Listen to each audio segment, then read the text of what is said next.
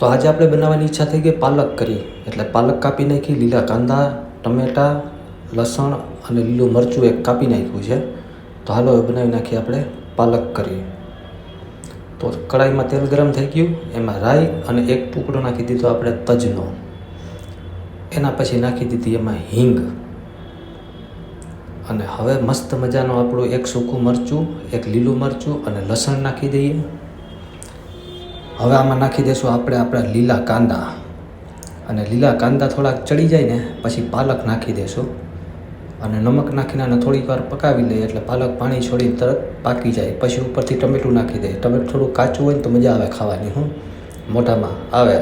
હવે હળદર નાખીને આને થોડી વાર માટે થઈને પકાવી નાખીએ. એ થઈ જાય ને એના પછી મરચું, ધાણા જીરું, ગરમ મસાલો નાખી દીધો. અને પછી નાખી દઈશું આપણે જેટલો રસો રાખવો એટલું પાણી, અને એને ચડવા દઈશું. જોવા મસ્ત મજાની પાલક કરી તૈયાર થઈ ગઈ છે.